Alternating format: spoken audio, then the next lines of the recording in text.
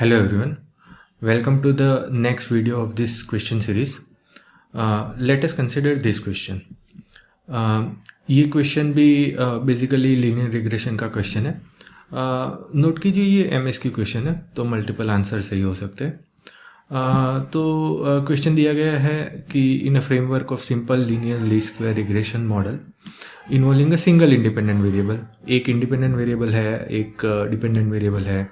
M और C optimized parameters है after optimization process. N input points है, xi input point है, yi उसका करस्पॉन्डिंग आउटपुट है और x बार और y बार मीन है x और y के. तो आपको यहाँ पे पूछा गया है कि calculate the value of m and thus answer the which of the following option is correct. तो सिमिलर टू लास्ट क्वेश्चन, पहले तो हम इसका लीस्ट स्क्वायर रिग्रेशन मॉडल है तो इसका लॉस फंक्शन लिखते हैं. लॉस फंक्शन क्या होता है? इसका लीस्ट स्क्वायर रिग्रेशन मॉडल का M और C पैरामीटर्स है तो लॉस फंक्शन होगा summation of i equal to 1 to n yi minus m times xi plus c पूरे का होल स्क्वायर, क्योंकि लीस्ट स्क्वायर रिग्रेशन मॉडल है. तो अभी ऑप्टिमल m कैलकुलेट करने के लिए हम क्या करेंगे? ऑप्टिमल m कैलकुलेट करने के लिए सेम वे, राइट? ये वाले फंक्शन को डिफ्रेंशिएट करो एंड इक्वेट टू 0. लास्ट वाले वीडियो के लास्ट क्वेश्चन में हमने डिस्कस किया था कि ये वाला फंक्शन नाइस कॉन्वेक्स फंक्शन है. तो इसका मिनिमा चेक करने के लिए हमें सिर्फ फर्स्ट ऑर्डर डेरिवेटिव को 0 इक्वेट करना है तो वो हमें ग्लोबल मिनिमा देगा. तो ये वाले फंक्शन को डिफ्रेंशिएट करते हैं. अगेन आपको पता होना चाहिए कौन सा कांस्टेंट है, कौन सा पैरामीटर है. तो yi कांस्टेंट है क्योंकि इनपुट डेटा से फिक्स हो गया, xi भी कांस्टेंट है. लर्न क्या करता है मॉडल? लर्न करेगा मॉडल m और c. तो ये वाले फंक्शन को सपोज मैं f of function of m and c, ये वाले फंक्शन को मैं डिफरेंशिएट करता हूँ विथ रिस्पेक्ट टू m. तो क्या आता है? तो पहले तो ये फंक्शन लिख देता हूँ कि f of m comma c basically है क्या? ये वाला फंक्शन है summation of i equal to 1 to small n yi minus m times xi plus c उसका होल स्क्वायर. अभी ये वाले फंक्शन को मैं डिफरेंशिएट करता हूँ विथ रिस्पेक्ट टू m, और जब मैं डिफरेंशिएट करूँगा मैं एज्यूम कर लूँगा कि c भी कांस्टेंट है. xi और y तो ऑलरेडी कांस्टेंट ही है. तो मैं इसको डिफरेंशिएट करता हूँ तो मुझे मिला del f del m differentiate with respect to small m. अभी इसका मुझे आउटपुट मिलेगा summation of i equal to 1 to n yi constant है. ये 2 वाली टर्म नीचे आ जाएगी तो yi minus m times xi plus c. Again आपने डिफरेंशिएट विथ रिस्पेक्ट टू क्या किया? विथ रिस्पेक्ट टू m किया. तो मल्टीप्लिसिटी में क्या आएगा? Multiplier of m which is minus of xi. तो माइनस ऑफ xi मल्टीप्लिसिटी में आएगा. तो अगेन इसको मैं सिंप्लीफाई करूँ तो 2 कैंसिल हो जाएगा.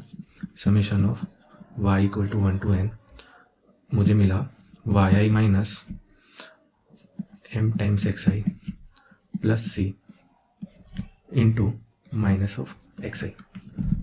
इसको फर्दर सिंप्लीफाई करो तो क्या मिलेगा? Del f over del m मुझे मिला summation of i equal to 1 to n. Minus को मैं अंदर ले लेता हूँ तो मुझे मिला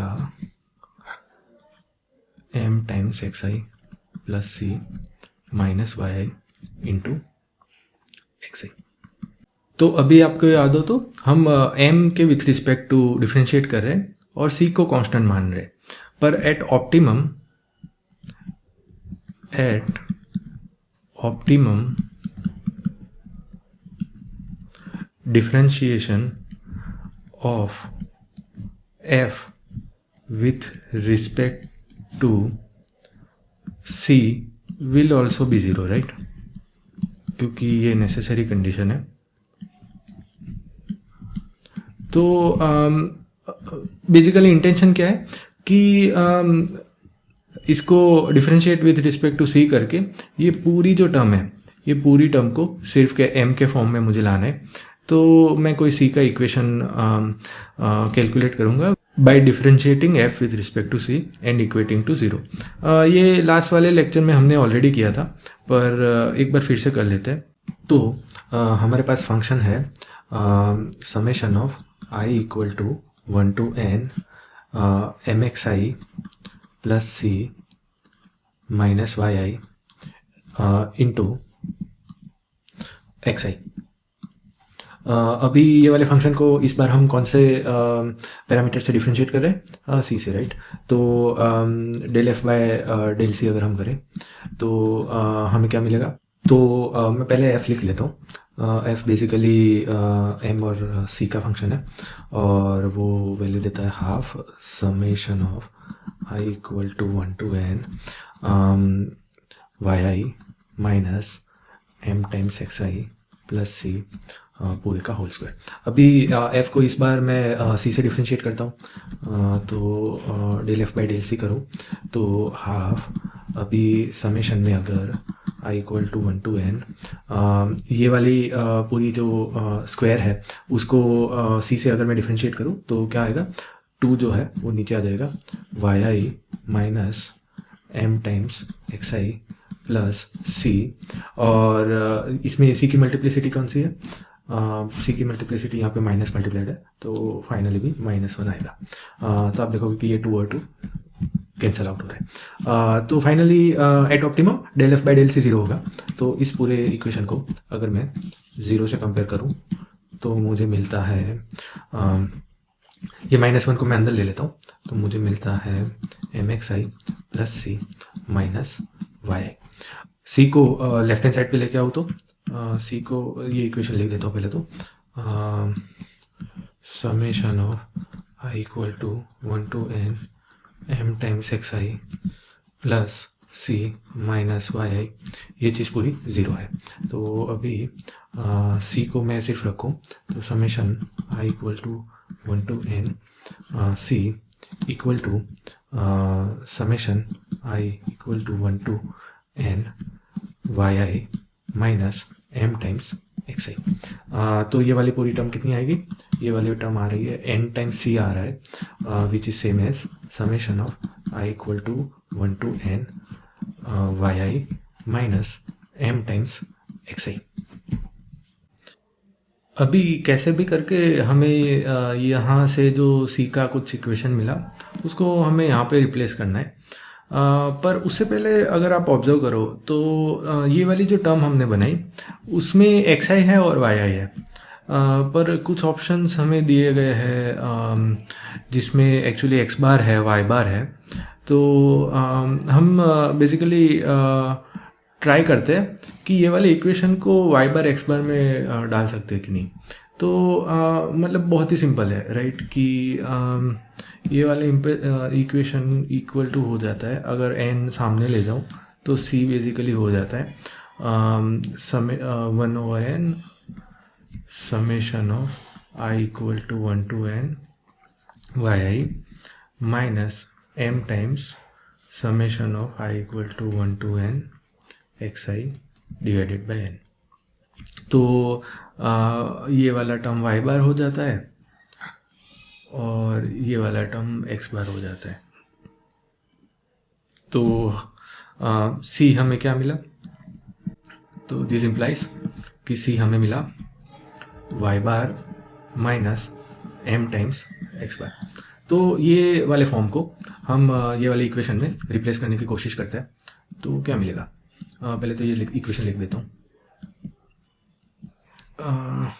del F by del M summation I equal to 1 to n Y I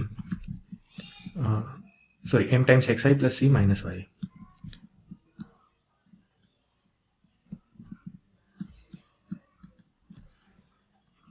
M times x I plus C minus Y I whole multiplied by X आई। तो सी की वैल्यू हमें क्या मिली? अगर आप यहाँ पे देखोगे कि सी Y bar minus m times x bar है, तो हमें सी मिला सी Y bar minus m times x bar है। तो इस वाले फॉर्म को यहाँ पे रिप्लेस करने की कोशिश करते हैं और देखते हैं कि क्या आता है।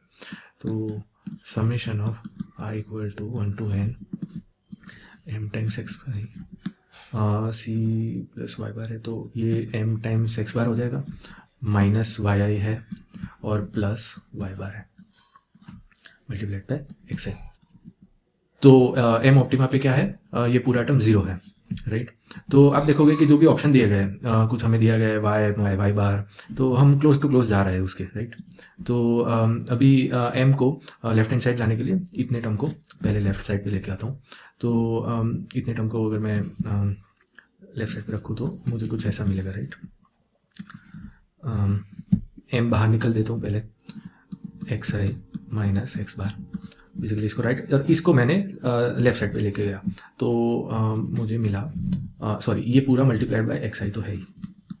अभी इसको मैं लेफ्ट साइड पे लेके गया तो क्या मिला, summation of i equal to 1 to n Y i minus y bar multiplied by x आई। तो m क्या हो जाता है,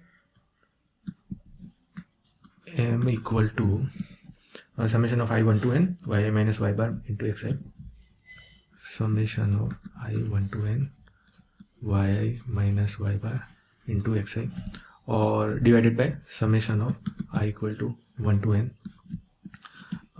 Y I sorry x i minus x bar into x आई।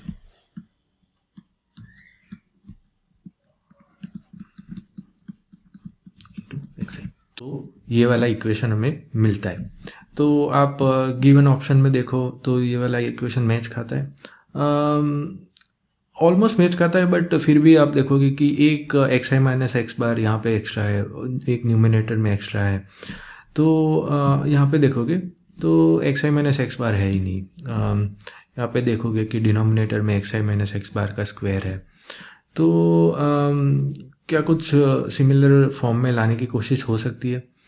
तो आप इससे पहले वाला इक्वेशन देखो, तो आप यहाँ पे ऑब्जर्व करो कि ये जो टर्म है summation of i equal to 1 to n x i minus x bar, ये जो टर्म है वो हमेशा ज़ीरो रहेगी। अगर मैं एक्स आई को कंसिडर ना करूँ तो ये टर्म ज़ीरो रहती है, सिमिलरली ये टर्म भी ज़ीरो रहती है। पहले तो देख लेते हैं ज़ीरो क्यों रहती है। काफ़ी स्ट्रेट फॉरवर्ड है, एक्स आई माइनस एक्स बार मतलब एक्स आई को मीन से सब्ट्रैक्ट करे और डिफरेंस को सम करे, फिर भी एक बार कैलकुलेट कर लेते हैं। तो बेसिकली क्या है, i equal to 1 to n x i minus x bar है ना। तो अभी मैं सम को अंदर लूँ तो sum i equal to 1 to n x i minus n times x bar, और sum i equal to 1 to n basically क्या है, same as n times x bar minus n times x bar, ये zero है। Similarly मैं इसको भी कह सकता हूँ i equal to 1 to n Y i minus y bar, तो sum i equal to 1 to n Y i minus n times y bar, तो n times y bar minus n times y bar zero. तो ये जो सम है वो basically zero है। तो मैं ये ट्राई करता हूँ कि LHS को m टाइम्स एक्स बार से मल्टीप्लाई, तो इस वाले फॉर्मूला को मैं m टाइम्स एक्स बार से मल्टीप्लाई करके LHS में से सब्ट्रैक्ट करता हूँ, और इस वाले फॉर्मूला को मैं बेसिकली किस से मल्टीप्लाई करना पड़ेगा, एक्स बार से मल्टीप्लाई करके RHS में से सब्ट्रैक्ट करूँगा। तो इस वाले फॉर्मूला को एक्स बार से मल्टीप्लाई करके RHS में से सब्ट्रैक्ट करूँगा। तो सपोज मैं इसको इक्वेशन 2 नाम दे दूँ, तो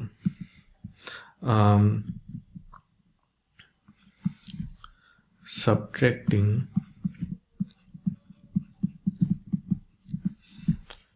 first equation from left of equation 2 and second equation from right of equation 2। पूरा लिखते इक्वेशन 2 को, ज़्यादा आइडिया लगेगा।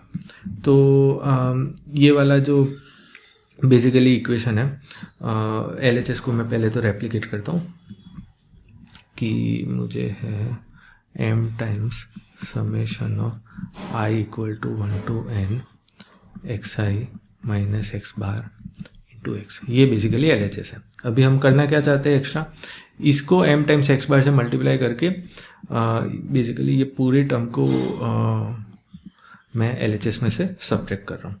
तो सब्ट्रैक्ट कौन सा टर्म हुआ, m into summation of i equal to 1 to n xi minus x bar और this is multiplied by again x bar.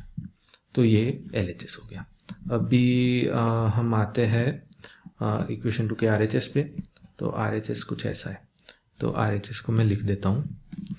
RHS is sum i equal to 1 to n yi minus y bar into x. और हम करना क्या चाहते हैं, basically x bar into ये term को subtract करता हूँ। अल्टीमेटली पर्पस क्या है कि ये जो टर्म है वो कॉमन निकल जाए और x माइनस एक्स बार जैसा है, और सिमिलरली RHS में भी x माइनस एक्स बार जैसा है, minus m times summation of i equal to 1 to n yi minus y bar into x bar. अभी इस वाले इक्वेशन को कैरी फॉरवर्ड करते क्या होता है, आप देखोगे कि LHS बन जाएगा m इंटू ये पूरा टर्म, m इंटू ये पूरा टर्म कॉमन है, बेसिकली ये पूरा टर्म कॉमन है दोनों में, सिमिलरली ये टर्म भी कॉमन है दोनों में। तो बेसिकली क्या मिल जाएगा, x माइनस एक्स बार। तो वो मल्टीप्लिसिटी में आ जाएगा। तो sum i equal to 1 to n xi minus x bar,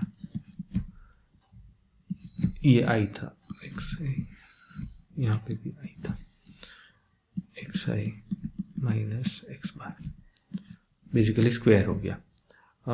equal to हमें RHS में क्या मिला, sum i equal to 1 to n yi minus y bar xi minus x bar. m क्या मिला, m मुझे मिला summation of i equal to 1 to n yi minus y bar xi minus x bar, वो basically RHS में ही था, आप देखो। और डिनोमिनेटर में क्या आया, डिनोमिनेटर में summation of i equal to 1 to n xi minus x bar का होल स्क्वायर। तो आप न्यूमरेटर देखोगे तो ये क्या है, basically covariance of x and y, ये कोवेरिएंस का इक्वेशन है। और डिनोमिनेटर आप देखोगे तो क्या है, वेरिएंस ऑफ x। तो हमें m का एक नाइस सॉल्यूशन मिलता है जो basically covariance of xy divided by xy है। तो ये वाले पर्टिकुलर आंसर में अगर देखें तो पहला वाला करेक्ट है, जो हमने बेसिकली डिराइव करा। अभी दूसरा वाला देखते हैं कि ये क्या करेक्ट हो सकता है क्या, कि यहाँ पे हमें दिया गया कि m और सेम एज फर्स्ट, बट नीचे वाले टर्म में x बार नहीं है। तो एक्चुअली आप देखोगे कि ये जो सम है ना वो एनीवे ज़ीरो हो रहा है, तो माइनस एक्स बार करके उसे एलिमिनेट किया जा सकता है। तो इन पर्टिकुलर अगर हम आगे देखें तो कुछ ऐसा है, ये यहाँ पे हम न्यूमरेटर तो सेम ही रख रहे हैं, Y i minus y bar x i minus x bar. Denominator में दो टर्म है, x i minus x bar, x i minus x बार 2 बार है, तो समेशन ऑफ ऐसा लिख सकते हैं, x i minus x bar x i minus x bar. तो आप देखो कि इतनी टर्म को ही अगर हम रखें, इतनी टर्म को ही अगर हम रखें तो एक्स बार मल्टीप्लाइड बाय ये वाली टर्म हो जाएगी, जो बेसिकली हमें पता है कि एक summation of x i minus x bar 0 है। इसको एलाबोरेट कर देता हूँ। तो इक्वेशन हमें मिला,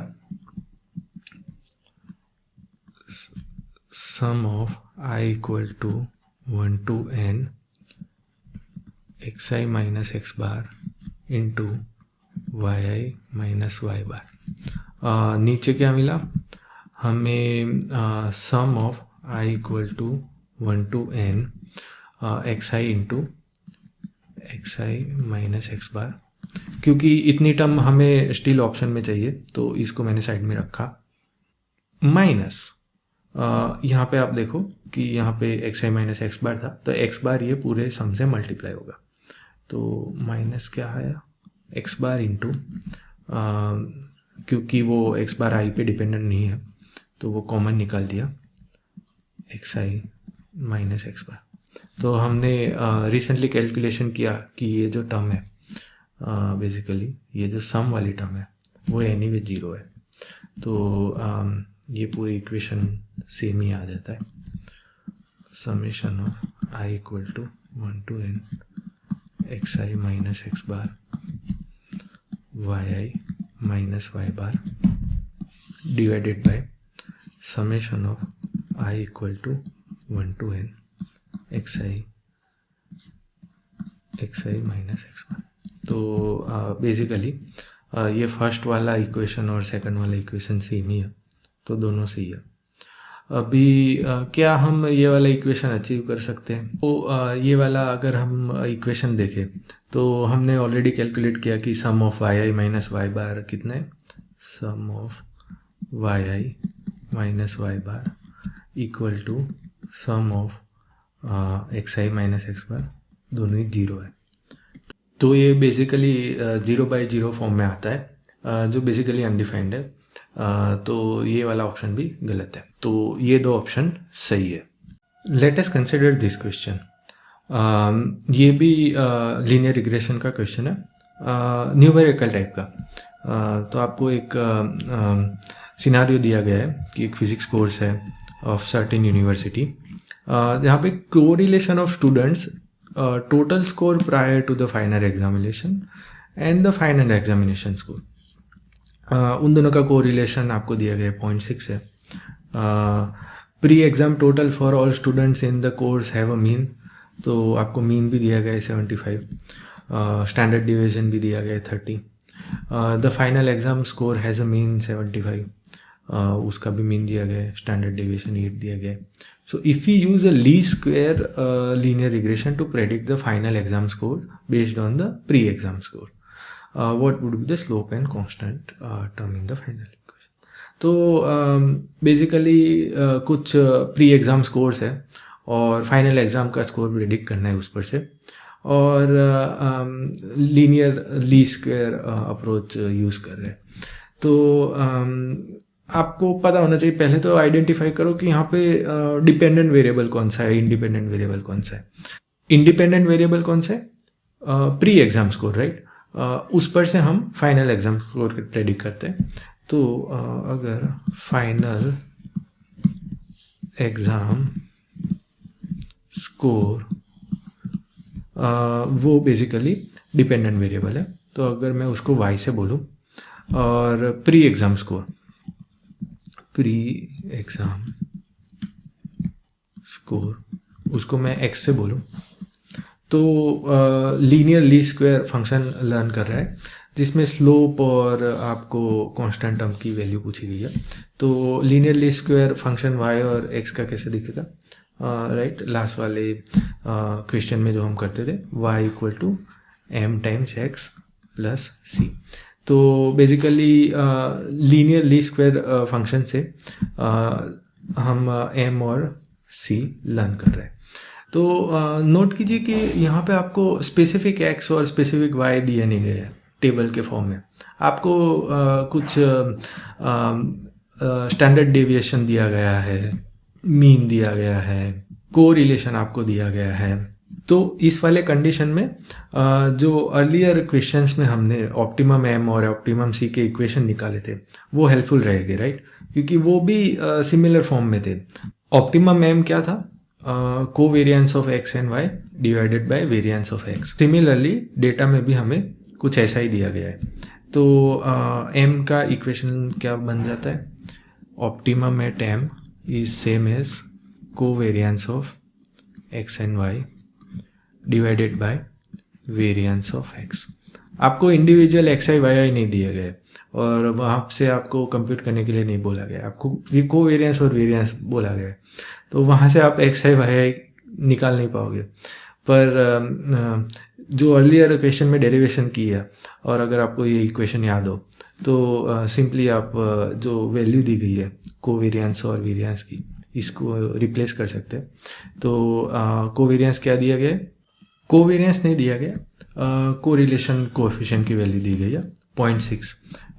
तो उस पर से अगर हमें वेरियंस पता हो या फिर स्टैंडर्ड डेविएशन पता हो तो कोवेरियंस मिल सकता है। तो ये ही इक्वेशन है अगर आपको याद हो तो। अगर रो, सपोज ये रो है, रो ऑफ एक्स वाई, ये कोरिलेशन कोएफिशिएंट है, तो वो क्या है? Covariance of x and y divided by sigma of x sigma of y. और sigma of x sigma of y क्या है? Standard deviation of x standard deviation of y. तो इस वाले इक्वेशन में 0.6 दिया गया है। प्री एग्जाम टोटल मतलब कि x का हमें स्टैंडर्ड डेविएशन पता है 30 और y का स्टैंडर्ड डेविएशन पता है फाइनल एग्जाम का 8। तो बेसिकली हमें पता है कि रो x क्या है? रो x हमारे पास है 30 और रो y हमारे पास है 8। रो y हमारे पास है 8। अभी ये रो एक्स वाई जो कोएफिशिएंट की वैल्यू है वो क्या दी गई है? रो एक्स वाई की वैल्यू हमें दी गई है 0.6, है ना? मीन की वैल्यू भी लिख देते हैं। मीन हमें दिया गया है प्री एग्जाम का, तो बेसिकली एक्स का मीन हमें 75 दिया गया है और वाई का मीन भी हमें 75 दिया गया है। तो x bar equal to y bar equal to 75। तो पहले तो कोवेरियंस निकाल देते हैं। तो कोवेरियंस ऑफ एक्स वाई क्या होगा? कोवेरियंस ऑफ एक्स वाई जो कोएफिशिएंट की वैल्यू दी गई है ये 0.6, तो 0.6 इंटू 30 इंटू 8, 30 इंटू 8, इसकी वैल्यू 144 आएगी। आपके पास कैलकुलेटर दिया गया होगा। तो कोवेरियंस हमें मिला 144।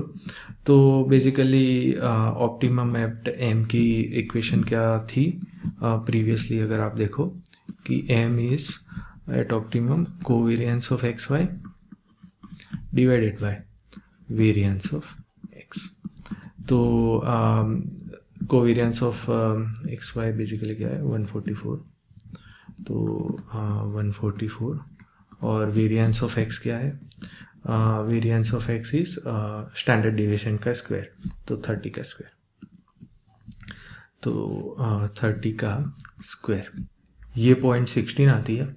और ऑप्टिमम c का इक्वेशन क्या बन जाता है in terms of x bar and y bar? अगर आपको याद हो तो optimum c at x bar and y bar minus mx bar. तो optimum c will be y bar minus m, जो भी ऑप्टिमल हमें मिला वो माइनस x बार। सिर्फ वैल्यू रिप्लेस करनी आएगी कि y बार क्या है? 75, x बार भी 75 है, तो y बार 75 है मेरे पास। m हमें मिला 0.16 इंटू 75, तो इसका फाइनल आंसर 63 आता है। तो इस पर्टिकुलर क्वेश्चन को आप देखो कि इस पर्टिकुलर क्वेश्चन में m क्या मिला, ऑप्टिमम m हमारे पास मिला 0.16 और c हमें क्या मिला, c एट ऑप्टिमम 63।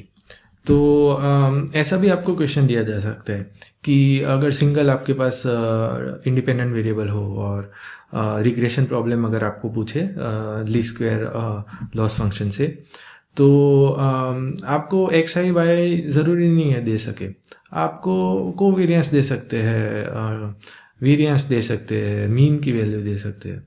तो उस पर से आप बेसिकली एक्स आई वाई इन सारी इन्फॉर्मेशन से निकाल नहीं पाओगे। और अगर आपको ये पर्टिकुलर फार्मूलाज पता नहीं होंगे तो कोवेरियंस से आप स्लोप और मीन और एम की मदद से आप कांस्टेंट टर्म भी नहीं निकाल पाओगे। तो ये फार्मूला अगर आपको याद हो तो ये क्वेश्चन आप सॉल्व कर पाओगे। So let's end this video here. If you have any doubt, comment or suggestion, please feel free to post it in the comment section. We'll see you in the next video. Thank you very much.